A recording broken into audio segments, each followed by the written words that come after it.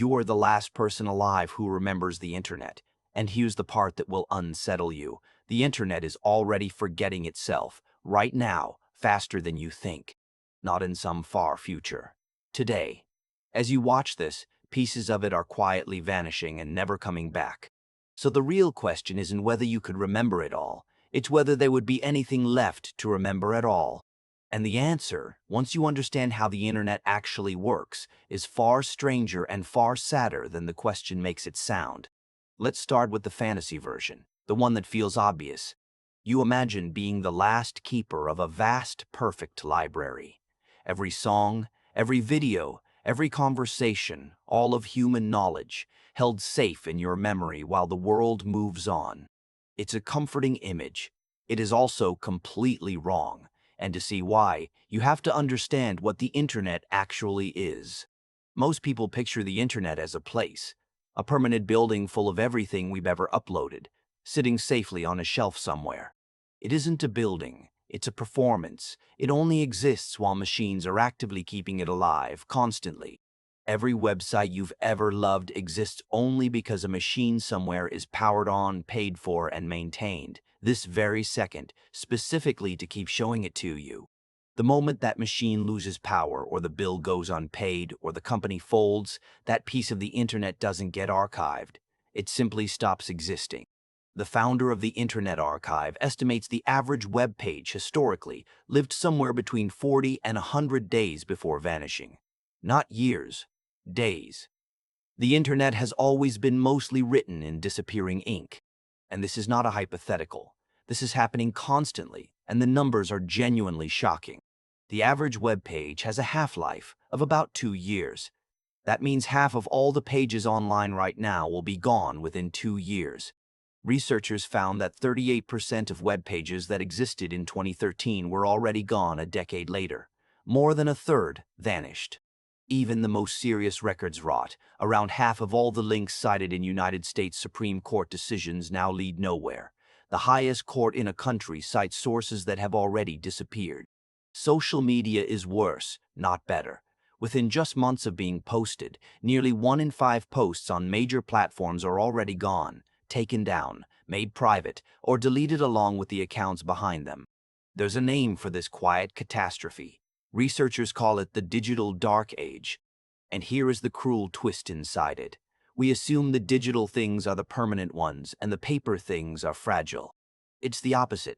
A book printed 500 years ago sits on a shelf and waits for you, needing nothing. A file from 20 years ago may already be unreadable, locked in a format no living program can open. Paper survives by being left alone. Digital data survives only through constant active effort. Stop the effort for even a moment, and it begins to die. We have letters that are thousands of years old. We are already struggling to open files that are 30 years old. The more advanced our storage got, the more fragile it became, and almost nobody noticed the trade. So now, come back to you, the last person who remembers the internet. The world didn't keep the machines running. There's no one left to pay the bills, replace the failing drives, keep the lights on in the server farms. Which means the internet you're trying to remember didn't survive the end of people. It died almost immediately, in the dark, the moment the maintenance stopped. And this is where your role quietly transforms into something much heavier than librarian. You are not the keeper of a library that still exists. You are the last living copy of a library that has already burned down. And a single copy is the most dangerous state any information can be in. The internet's one real strength was that everything existed in thousands of places at once. Redundancy was its immune system. You are that immune system reduced to a single mortal cell. Everything you remember, every song, every joke, every face, exists now in exactly one place, the soft tissue of a single human brain. Yours. And that changes what remembering even means, because a memory held by only one person is a fundamentally different thing than knowledge. Knowledge can be checked. You can look it up, confirm it, compare it against another source. That's what made the internet powerful. Not that it held facts, but that it held them together, cross-referenced, correcting each other. A single mind has none of that. You can't verify yourself. You can't check whether you're misremembering. So every time your memory blurs a detail, that detail doesn't just fade for you. It becomes wrong for all of history. Forever. There is no other copy to correct it against. And human memory is not a recording, it's a reconstruction.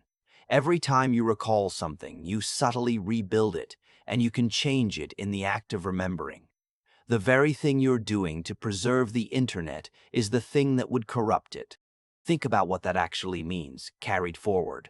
A song you half remember becomes the only version of that song that will ever exist again, with your mistakes baked into it permanently. A historical fact you get slightly wrong becomes the true fact, because you are now the sole source. History bends to match your flaws. You wouldn't be preserving the internet. You'd be slowly, unavoidably rewriting it every time you remembered. Within a generation, the internet in your head wouldn't be the internet at all. It would be a folk memory of it. A story about a story, drifting further from the truth with every passing year, and no way left to ever check. And there's a deeper layer still, one that has nothing to do with facts, because the internet was never really just information. It was a shared space, billions of people thinking out loud, together, at the same time. Its true content wasn't the data, it was the fact that it was shared. A joke is only funny because others get it too. A song matters because others are moved by it too. The internet was, in a strange way, the closest thing humanity ever built to a single shared mind. Billions of people, connected, remembering together, correcting each other in real time. It was a collective memory that no single person was ever meant to hold. Hold all of that alone, and it curdles into something else entirely. You wouldn't possess the internet. You'd possess the unbearable memory of a conversation that everyone else has left. So the thing you're carrying isn't knowledge, and it isn't really even memory in the normal sense. It's grief. The internet, at the end, wasn't a library you'd be guarding. It was billions of voices, and you'd be the only one who could still hear them, in a silence no one else shares. You'd be the last person who still knew what a notification felt like. The last one who remembered the sound of a message arriving from someone who cared. Not data. Feeling. And feeling cannot be archived at all, which leaves a genuinely difficult question, and I don't think there's a clean answer. One view, this memory is sacred, and you'd owe it everything. You would be the last thread connecting the future to everything humanity built and thought and shared. To forget would be a second, final death for all of it. The other view, a memory no one else can ever access, verify, or share, isn't a gift. It's a haunting. Maybe the kind thing, the human thing, would be to let it go and let the fire finish. So which is it? Are you the guardian of humanity's last library, duty-bound to hold every fading detail? Or are you a person haunted by ghosts only you can see, who deserves to be allowed to forget? Tell me where you land in the comments. Because here's the part that should stay with you after this ends. Every fact that matters to you, every photo, every message from someone you love, sits right now in a place that will not maintain itself. It is only ever one unpaid bill, one dead company, one failed drive away from being gone. The internet is already forgetting itself right now, while all of us are still here to save it. Pages are dying, links are rotting, formats are going dark today. You don't have to be the last person alive to watch the internet disappear. You already are watching it. We just don't look. If you made it this far, you are exactly the kind of person this channel is for. Subscribe, and I will see you in the next one.